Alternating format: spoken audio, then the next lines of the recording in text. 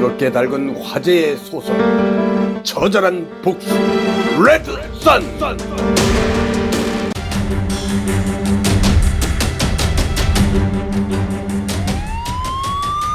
비키야, 같은 조물에게 하는 말 섞을 시간이 없다.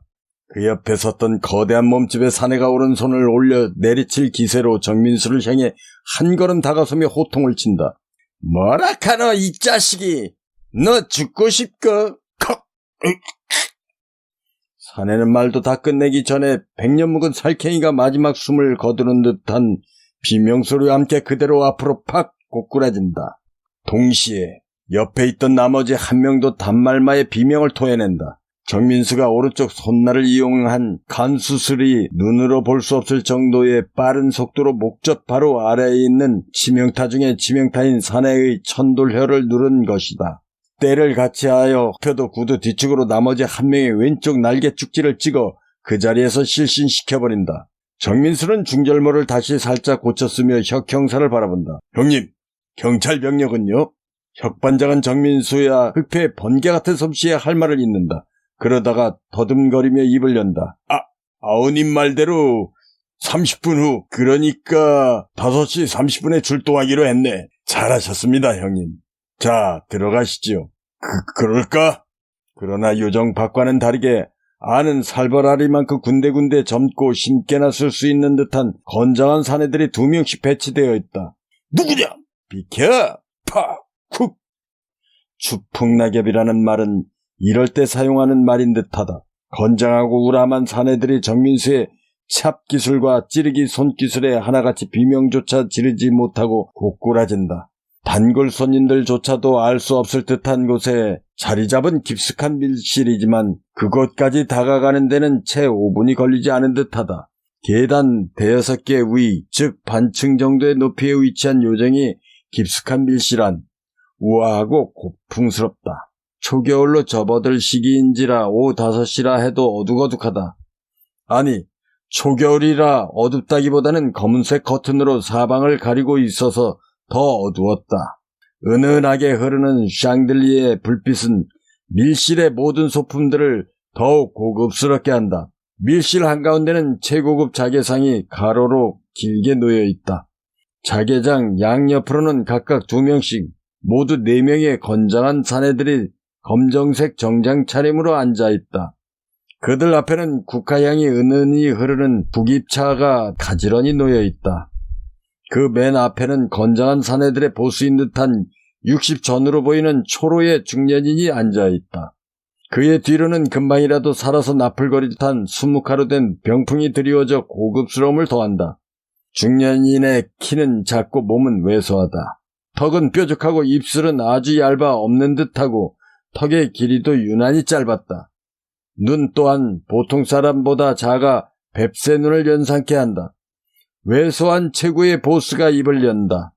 노파심에서 하는 말이지만 확실히 오늘의 이 해동은 밖으로 절대 새어나가지 않았겠지. 그러자 그의 바로 코앞에 앉은 사내가 앉은 채로 고개를 90도로 굽히며 대답한다.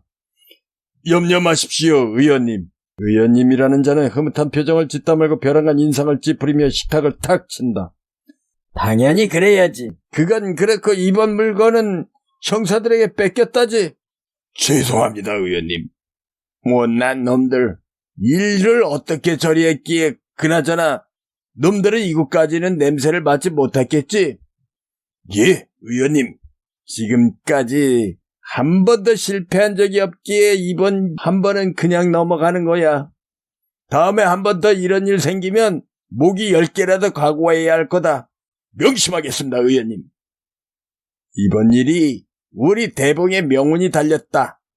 그리고 이번 일을 끝으로 우리 대봉건설은 새로운 사업으로 탈바꿈 한다. 아참, 물건은 몇 개나 되나? 미친 년 제외하고 6명입니다. 순간 의원은 사내의 따귀를 힘있게 갈긴다. 찰싹.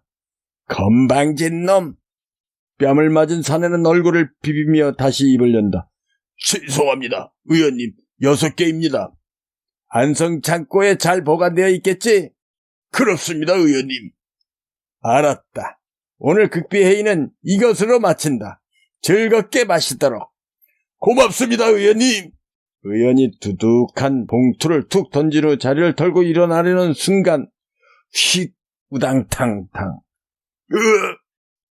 검은 물체가 날아들어와 고통에 찬 비명을 지르며 의원 앞에 고꾸라지며 처박힌다. 누구 마음대로 회의를 끝내나 이들의 극비해동을 안전하게 보호하기 위해 문 밖에서 지키고 있던 건장한 2명의 사내 중 1명은 이미 고꾸라져 엎어져 있고 다른 1명이 의원이란 자의 코앞으로 던져진 것이다. 순간 이들의 당황함은 이만저만이 아니었다. 의원은 뱁새처럼 찢어진 2눈을 치켜뜨며 얄팍한 입술을 움직인다. 뭐야, 이 새끼들은. 그리고 감히 여기가 어딘 줄 알고. 그리고는 4명 중 아까 연신 고개를 조아리던 두목 같은 사내를 쳐다본다. 야, 이 새끼야. 오늘이 극비해동을 어떻게 새어나간 거야? 죄송합니다, 의원님. 망치 이팔봉이 나불거릴 리도 없는데. 이때 팔짱을 끼고 문 앞에 서 있던 2명의 건장한 사내 중 검은색 중절모를 쓴 1명의 사내가 입을 연다. 그게 뭐가 그리 중요해? 오늘 여기서 2명은 죽어야 할 운명인 것을. 검은색 바바리에 중절모를 살짝 눌러 쓴 정민수다. 그 옆에는 흑표, 그 바로 뒤에는 최미화와 혁반장이 나란히 서 있다. 두목으로 보이는 사내가 2 누나를 부라린다. 건방진 자식! 네 놈이 여기에 어찌 들어왔건 네 놈이야말로 이곳에 자리를 묻히게 해주마. 그리고는 2 손을 치켜들고 공격할 자세를 취한다. 그러자 정민수가 팔을 내저으며 저지하고 나선다. 아, 잠깐. 뭐야, 이 새끼야! 그래도 내 놈과 저기 국민의 고열을 빨아먹고 사는 밤살쾡이처럼 생긴 국회의원 나리께서도 죽는 이유는 알고 죽어야 염라대왕님께 내 놈들의 제목을 고하기가 쉬울 테지. 그리고 도둑살쾡이처럼 생긴 국회의원이라는 작자를 쳐다본다. 국회의원 나리, 아니 그 잘난 아들을 둔 상호아버지, 평생을 막노동판에서 십장으로 피도 눈물도 없이 임금을 착취하더니 기어이 돈으로 벼슬을 샀건. 그랬다. 여기 있는 국회의원은 상호, 즉 김상호 검사 아버지인 김인석이었다. 정민수는 학창시절 가끔 친구인 상호네 집에 놀러갈 때면 상호 아버지를 볼 기회가 있었다. 늘 공산판으로 나돌며 가정은 등한시했으나 2대 독자인 상호는 끔찍이 생각했다. 정민수는 상호 아버지의 이러한 행동이 그리 새삼스럽지가 않았다. 이미 제보를 통해 어느 정도 알고 있었기 때문이다. 상호 아버지인 김인석은 대봉건설의 실제적인 주인이며 연고가 불분명한 여성들을 납치, 강간 후 윤락가로 팔아넘겼으며 병이 들어 쓸모가 없어지면 다시 행여병자로 둔갑시켜 나랏돈을 타먹거나 장기를 팔아 돈을 챙기는 깡패 조직의 뒤를 봐주는 실질적인 대부였다. 김인석은 새파랗게 젊은 사내가 자신의 과거를 들추어내자 내심 당황한다. 어느 정도 신분 세탁을 했기 때문에 자신의 과거를 아는 사람은 별로 없다. 뭔가 잘못 알고 왔군. 국회의원은 맞지만 김상호 검사와는 아무런 관계도 아니지. 곧 죽을 놈이 자식 새끼는 챙기는군. 건방진 놈. 그리고는 사내들을 쳐다본다. 검은 양복을 입은 건장한 사내들은 이미 일어나서 싸울 태세를 취하고 있다. 멋들해. 빨리 저놈 처리하지 않고. 예, 의원님. 두목으로 보이는 사내가 2 눈을 치켜뜨며 고함을 치른다. 빨리 저놈들 모조리 잡아. 그와 동시에 3명의 사내들이 일제히 정민수와 흑표를 향해 달려든다. 정민수는 팔짱을 낀 채로 몸을 슬쩍 빼며 피한다. 반면에 흑표는 눈꼬리를 위로 치켜올리며 공격해오는 사내들을 맞받아친다. 어딜 감히. 흑표는 정민수를 향해 달려오던 사내의 왼쪽 관자놀이를 오른발 앞돌려차기로 정확히 걷어찬다. 퍽! 비명소리와 함께 1명이 뒤로 나가 떨어진다. 그러자 두목으로 보이는 사내가 태산만한 큰 덩치와는 달리 비호같이 달려든다. 흑표는 다른 1명을 공격하다 말고 두목이 공격해오자 하는 소리를 내며 뒤로 주춤 물러난다. 그러나 흑표가 물러나는 속도보다 두목이 달려드는 속도가 더 빨랐던 탓에 오른쪽 팔과 왼쪽 어깨를 잡히고 만다. 순간 흑표는 자신의 몸이 허공으로 부웅 하고 뜨는 것을 느꼈다. 그와 동시에 쿵 하는 소리와 함께 몸이 벽에 부딪히며 그대로 바닥으로 떨어진다. 으윽! 흑표는 일어나다 말고 털썩 주저앉는다. 왼쪽 발목이 부러진 것이다. 순간 정민수는 날카로운 눈빛을 바라며 검은색 중절모를 살짝 고쳐 쓰고는 허공을 향해 날아오른다. 그와 동시에 두목의 목이 뒤로 꺾이며 입에서 참을 수 없는 비명소리와 함께 검붉은 피가 분수처럼 뿜어져 나온다. 턱! 으아! 정민수는 자신의 오른쪽 팔꿈치로 두목의 머리 중앙인 정수리를 내리찍으며 슬개슬 무릎을 이용한 풍운무의 기술 중 하나, 죽일 마음이 있을 때만 사용하는 아주 무서운 기술을 이용 급소 중에 급소인 천도려를 내리찍은 것이다. 주위에 서있던 일행들과 건장한 사내들, 그리고 조금 전까지 큰 소리를 치던 김인석, 이들은 정민수의 인정사정 없이 펼치는 거침없는 무서운 살수에 온몸이 얼어붙어 옴짝달짝할 수가 없다. 두목은 이미 숨을 거두었는지 아무런 기척이 없다.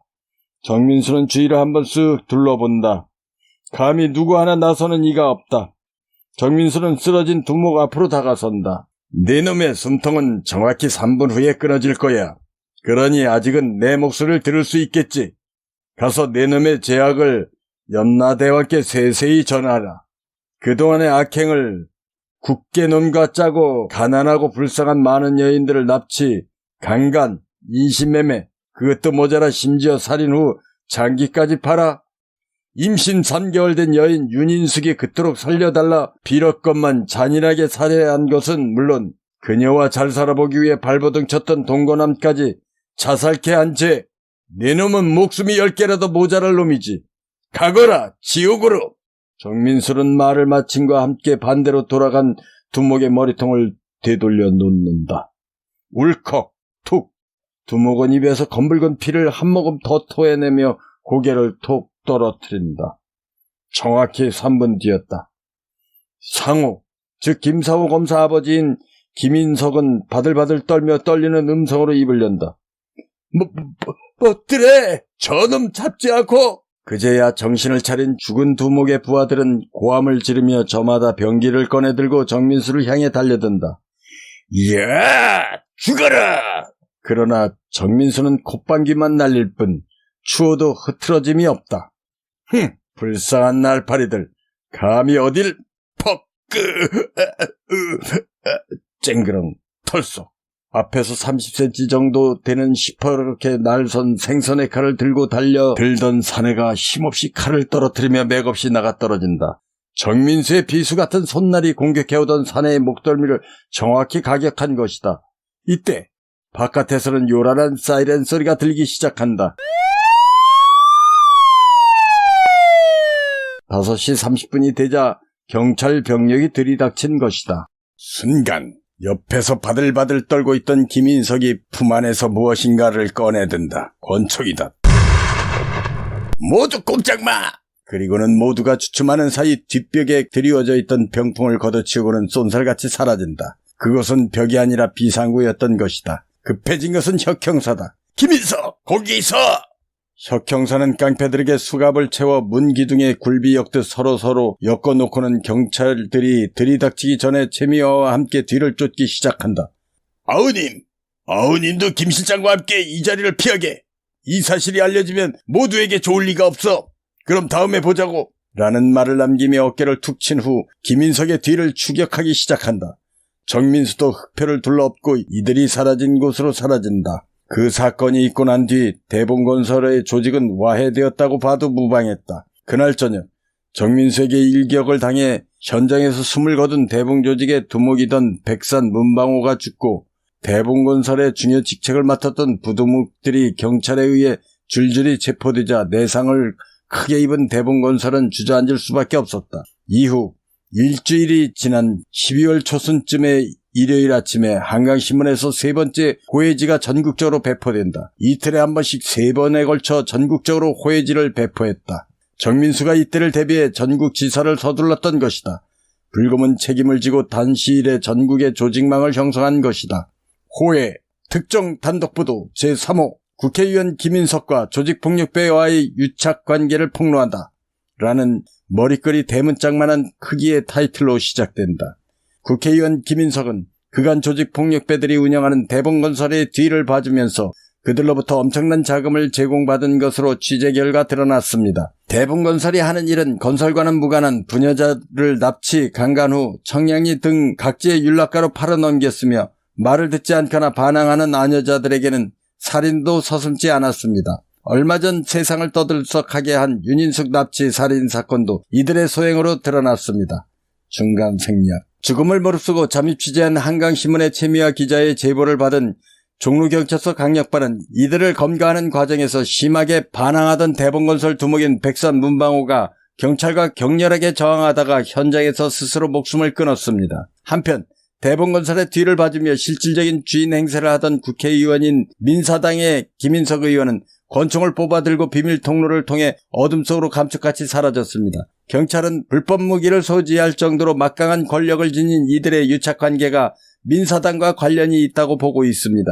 경찰은 김인석 의원을 전국에 수배령을 내린 후 뒤를 쫓고 있습니다. 이에 대해 민사당은 강하게 반발했습니다.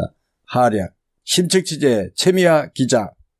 같은 날 오후 10시경 서울중앙지방검찰청 김상호 부장검사실. 희미한 전등불 아래에 두 명의 남자가 마주보고 있다.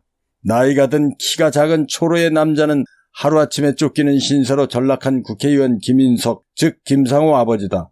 어제의 화려했던 모습은 어디 가고 남루한 차림에 초췌한 모습이다.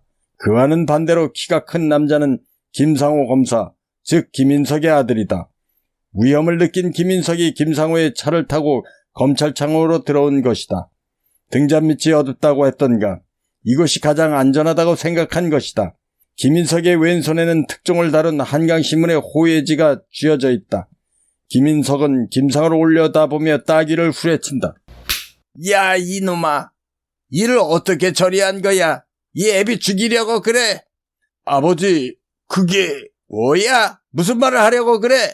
그리고는 호예지를 김상호 코앞에 내민다. 이를 어떻게 하기에 나를 곤개에 빠지게 해? 김상호가 맞은 곳이 아픈지 볼을 만지며 입을 연다. 그게 왜 제 잘못이에요? 아버지가 깡패놈들 뒤를 봐줘서 그런 거지요. 순간 김인석의 눈꼬리가 하늘 높은 줄 모르고 치켜 올라간다. 뭐야? 이 새끼야. 진작 승훈놈인가 철민인가 하는 놈을 사형시켰으면 이런 곤란한 일은 없잖아. 그걸 제가 어떻게 해요? 법무부 장관 소관인데. 그만한 심도 없어. 아버진 검사면 뭐든 다 되는 줄 알아요. 그리고 또 저와 아버지 눈의 가시였던 철민이는 이미 자살했잖아요. 네 두 눈으로 시신 확인하고 신원조회도 확실히 해봤냐? 예, 아버지. 김상호는 얼떨결에 거짓 대답을 한다. 김인석은 무엇인가 골똘히 생각한 후 좌우로 고개를 흔든다. 아니야. 어렵게 탈옥한 놈이 그렇게 쉽게 목숨을 끊을 리 없어. 그리고 아버지, 뭐 좀 짚히는 것이 있습니까?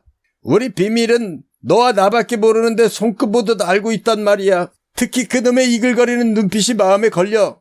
사실 김상호도 이런 모든 부분이 마음에 걸렸다. 하지만 내색하지 않았다. 설마요? 아니야. 분명 뭐가 있어. 대한민국 최고의 싸움꾼인 백산 문방호를 단 일격에 즉사시키는 것도 그렇고.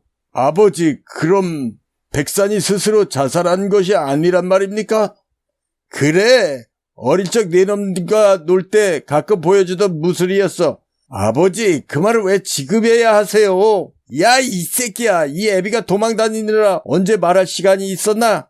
그나저나 경찰놈들이 백산 시신을 자살한 것으로 처리한 것은 아주 잘한 일이야. 김상호가 끼어든다. 백산이 죽음을 당한 것을 알려지면 경찰놈들도 난감해지니 그것을 덮으려고 그랬을 테지요. 김인석이 고개를 끄덕인다.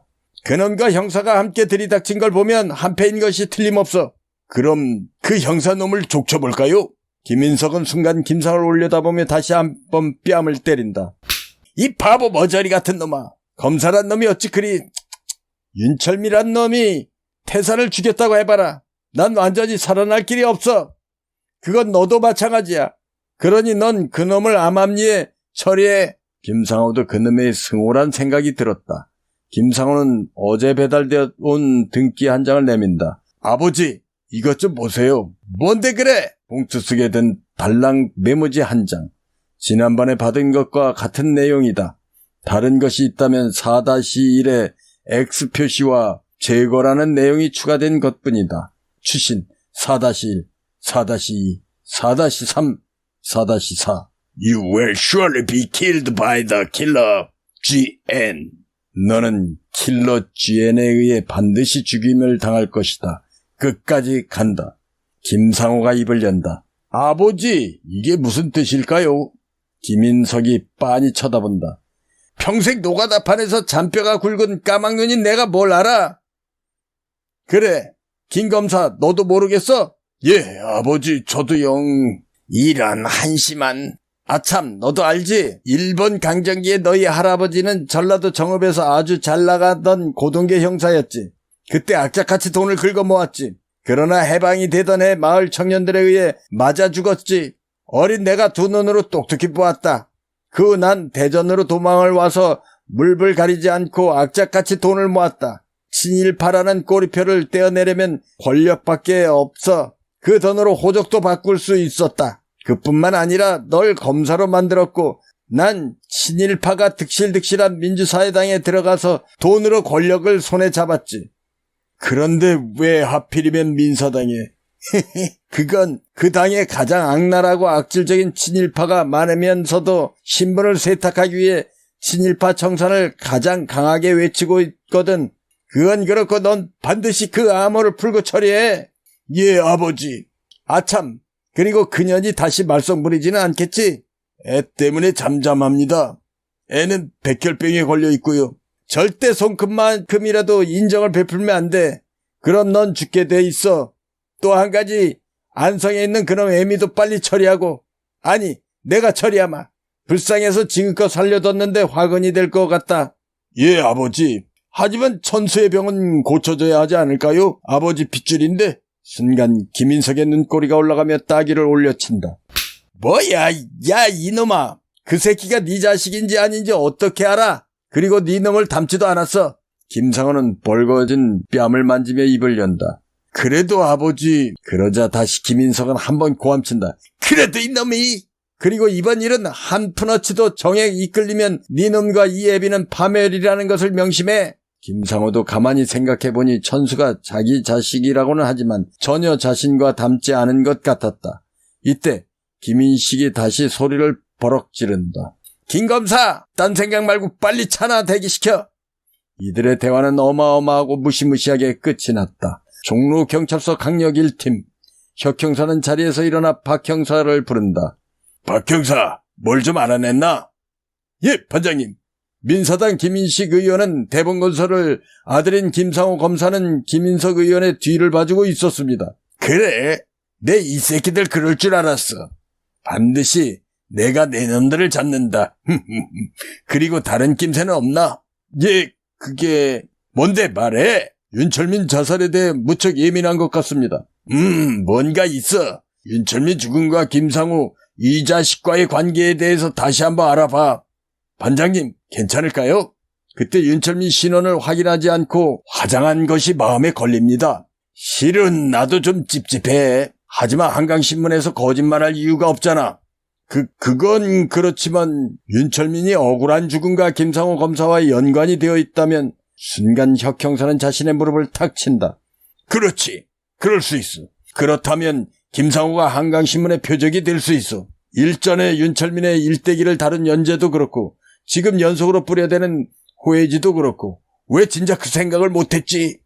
혁 형사는 고개를 연신 끄덕이며 박 형사와 김 형사에게 잇따라 지시를 내린다. 이봐, 박 형사는 계속 김상우 이 자식에 대해 알아보고 김 형사는 한강신문에 관해 알아보고 보고하도록. 예, 반장님. 예, 반장님. 잘 알겠습니다. 아참, 차순경.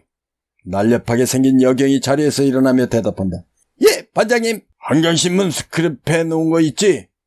윤철민 연재 시리즈 중에 누명편 좀 찾아와봐. 예, 반장님. 혁 반장은 자신의 자리에서 차순경이 가져온 한강신문 윤철민 연재 시리즈 중 누명편을 펼친다. 인터넷을 뜨겁게 달군 화제의 소설. 처절한 복수. 레드 선.